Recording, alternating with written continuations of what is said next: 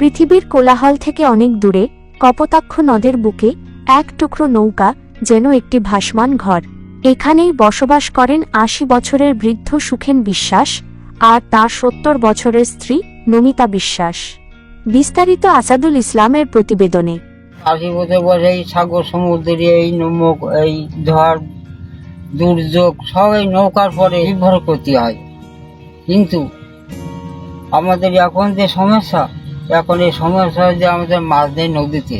ঘর ছিল, জায়গাও ছিল, কিন্তু জলবায়ু পরিবর্তনের কারণে নদী ভাঙনে কপোতাক্ষ নদের গর্ভে বিলীন হয়েছে সব। নদেই এখন ঘর সংসার। এই জায়গা সরকারি জায়গার পরে আমরা বসবাস করি, আমাদের জায়গা ভেঙে কপোতাক্ষ নদীতে চলে গেছে।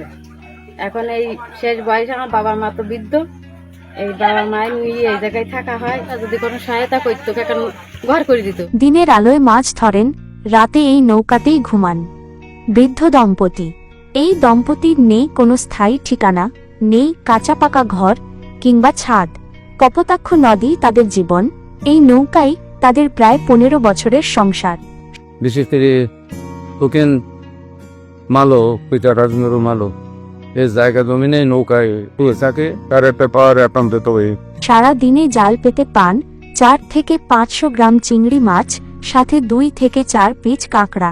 তা বিক্রি করে পান ৩ থেকে ৪০০ টাকা। এ টাকায় চলে সুখেন নমিতার সংসার।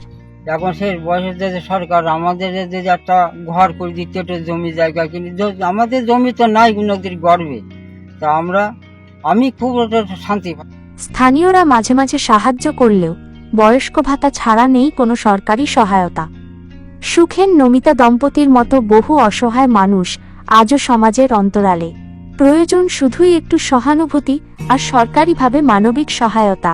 আমরা জেনেছি যে আমাদের জনাব সুখেন বিশ্বাস সংশ্লিষ্ট মৎস্যজীবী, ওনার পারিবারিক দীর্ঘদিন যাবত মানবতা জীবনযাপন করছে। তার জন্য যদি গভর্নমেন্ট প্রশাসন যদি এগিয়ে আসে, কিছু করে দেয়, কার একটা স্থায়ী আবাসনের ব্যবস্থা করে দেয়,